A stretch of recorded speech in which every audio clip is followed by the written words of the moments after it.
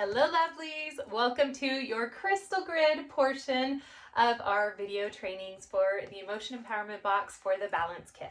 So to start out, we are going to talk a little bit about our grid and then we'll go through where to place each of your crystals. So go ahead and grab your kit. And very first, we have our crystal grid. And in this hand-painted crystal grid, we have the bayberry, which is pulling in prosperity and abundance and nourishment. And then we have our Bobinsana flower, which is also the flower that's in your tea that came in your kit, which is helping to open up and expand our intuition, build that connectiveness, and also give us some sweetness and some release and some spiritual third eye opening. It can also help with calmness and relaxing. So definitely this kit is a lot about nourishing and also giving when you feel nourished. And so that's what we're activating. Now, in this kit, you'll notice there's the sun and the moon for the balance of the masculine and feminine. And then we have the wolf and the rabbit for balancing that isolation and community that the wolf invokes, and also that going forward and getting what you need. Go taking what you need, receiving what you need, not with aggression, because we don't want to go and attack everybody, but more about connecting and taking action when it's time to fuel yourself. The rabbit, and you'll notice the rabbit is kind of snuggly sleeping. So the rabbit is one of prosperity. It's a symbol of abundance as well. The rabbit burrows and goes deep into their hole and they isolate, just like the lone wolf isolates. But they also are about community, just like the wolf is about community. So even though they're very, very different critters, they're very similar in the way they're able to go into the darkness and go into the light and balance it out. So that's where some of that inspiration came from. So with your crystal grid, you're going to lay it down, and I like to put mine on a surface where it's not going to get bumped into, it's not going to be a problem. My bedroom is great. I'm in my spirit room right now. So usually when my family walks by my spirit room and I have grids out in front of it or I have them inside, they know not to touch it. The next piece is our copper pyramid. And this is really fun to use afterwards or with your other grids as well. Now you can put it just directly over, or you can put it at an angle. I like to set my pyramids anytime there's 4 directions, because we have 1, 2, 3, 4, and then in the 5th is in the center. So since we're going to be focused on the 4 elements of earth and fire and water and wind and ether or spirit, I like to anchor mine a little bit extra by anchoring it into east, west, north, and south. So try and get it so that depending on where your house is facing, you can get one of the points facing the east, one facing the west, one facing the south and the north. It doesn't have to be exact, but most of our phones have an app that will let us do that. So the reason we have the copper is protection. And most of the time when we lose our balance is because we're losing our sense of boundaries and our sense of protection. So that's going to help. Also, anything you put inside is now inside this balanced field. So the triangle is used often in alchemy. If you think of the ancient pyramids, it's a very powerful symbol. 3s and the triangle are signifying a partnership with you and someone else to reach for something higher. And that's exactly what this is. It's a strong foundation that's balanced with the elements to all go up to a single point, which is union. And when we have union, we have balance. So that's just a little bit about the copper. So next, this is really good if you want to grab a journal and journal along with what you're setting for your intentions, just so you can remember what's there. I like to write it out and put it next to my grid. So as I walk by, I have that reminder, I have that activation. Then it's going to help me to anchor in. The whole reason we do grids is because it helps our selves to align with whatever intention is. So the crystals will amplify everything that we're doing. But if our brain is like, oh, I did that thing and I don't need to think about it or see it, guess what? It doesn't work as well as when your brain knows what you're amplifying and then you're reminded every time you walk by it, oh yeah, that's our intention. So delicious.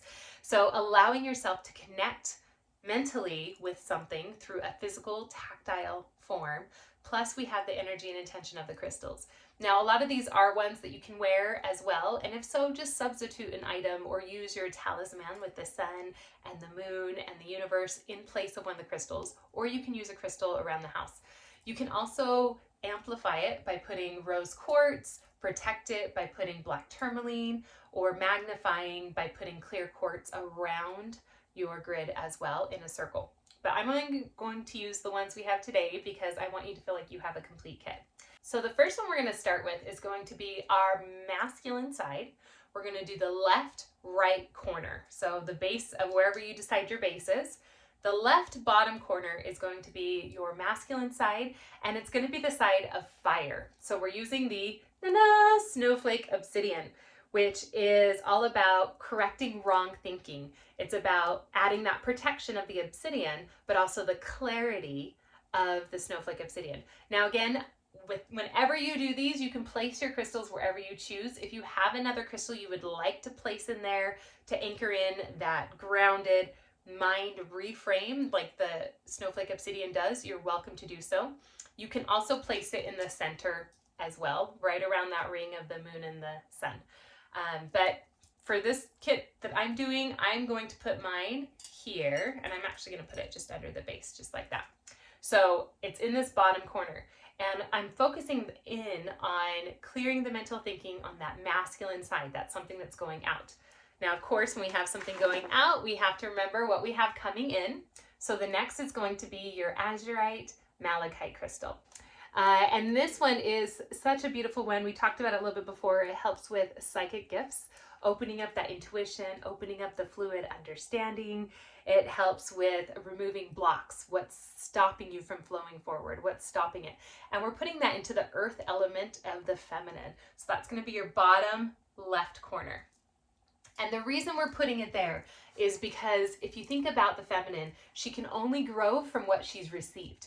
And so if she's receiving toxic things, she's only going to grow more toxicity and go into the shadow feminine, right? And so by putting it there on the grounded, the earth element, you're anchoring into what am I deep rooting and adding some support and some clearing out so that growth can be more pure. And this one is definitely a help with physical healing, receiving that nourishment of energy and connection that you need. It's also a conductor. So anything you plant here on the bottom left is going to grow. So focusing in your intentions of what are you looking to grow and connect with. Okay, then we have our chaurite. So you'll notice you have two different significant sizes. You have the larger tumbled, and then you have a small chip. So depending on which side you feel like needs more support is where you're going to put it. Now, if when we were talking about the masculine and feminine in the video about blocking your balance, then you're going to want to put the big one in the one that you struggle with the most. So as a quick reframe, if you are feeling like you are more feminine dominant, you receive a lot, but you have a hard time giving, maybe you're more in the creative side more often and you need some more grounded stability, then that probably means that you're more feminine, so you only need a little bit of this one on the feminine side. But if you're more on the masculine side, where you maybe are a single parent and you are providing for your family and doing all the things, and you find that play is really hard and logic and reason, and maybe your intuitive gifts aren't flowing the way you'd like them to flow, then you'll probably want to put the larger stone on the right side for the masculine side.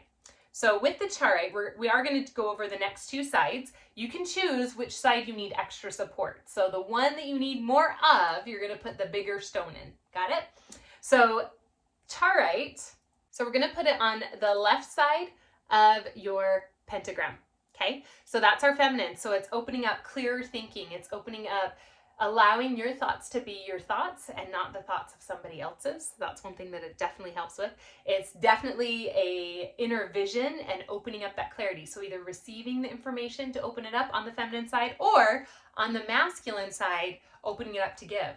So the left side is our water, it's our flow. And then the right side is our wind, it's calling in change. So you can also place it, rather than doing the masculine and feminine, you can place it on the element that you're calling in. So what are you trying to have flow into your space and receive? Or what are you calling in to change or take action on or have shifts? Or then if we go back down, the fire is the release with that Snowflake Obsidian. What are you learning to let go? And then we have, what are you creating to grow? What are you rooting in? What are you anchoring in? And then next we have our K2. So the K2 does have azurite as well, or malachite. It just kind of depends on what variation. So if you have more of the teal colors that look similar to this, you have more of the malachite. If you have more of the dark blue, you have more of the azurite, which you can kind of anchor into those intentions with it. And that's going to go at the tippity top of your pentagon. And you can also place it in the center and then place your snowflake obsidian around it, kind of like this. You can also place like that if you like a variation. And anytime you put something in the middle, that's what it's anchoring and unifying. But I'm actually going to put mine here in my ether element because that's what I'm anchoring into for mine. This is your spirit connection. So what are you calling into spirit? What are you asking for more help or support from? What are you trying to purify? Are there contaminations? Are there old programs about religion or spirit that are no longer serving, that are challenging you? And you can anchor in with that. Then we have our pendulum. Now you can use this to scry and get answers of balance and clarity. I do recommend, if you watch the video on what could be blocking your balance, that you pull out your pendulum and you ask some of those questions. And I'm trying to grab my little peridot here. And inside, remember, you have these itsy bitsy tiny little peridot. So these guys can just remain inside your pendulum. You can also add your beautiful oil that goes inside to clear it.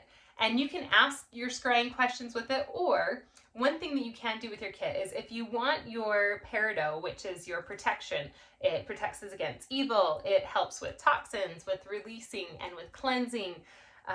Definitely helps to open new perspectives. Is you can actually loop it with the chain very carefully. I wouldn't tie a knot, I would just wrap it a few times. Oops, see, mine slipped. Let me go over here. And you can loop it just like that. So now it's a 3D crystal grid because you have that beautiful peridot right inside that's blasting and balancing. And again, you can put your ring in the center. Obviously, if I have the K2 spire in the middle of my crystal, it's not going to work very well because it's going to bonk into that guy. But now what you've done is you've taken all 4 elements plus the 5th for spirit, and you've activated them up into one union where they can go up and down. So that is our beautiful crystal grid, which is really fun in its 3D capacity. And I hope you have fun playing and exploring. Feel free to add, again, crystals that you feel called to, or if you want to substitute a crystal, always follow your intuition, always follow your knowing. There isn't a right or wrong way to do your spiritual practice and to do your anchoring in. I think that journaling through them, it would definitely help to understand why you're creating the grid and how you can deeper connect with it as well. So I love you, and I can't wait to see you in the next video.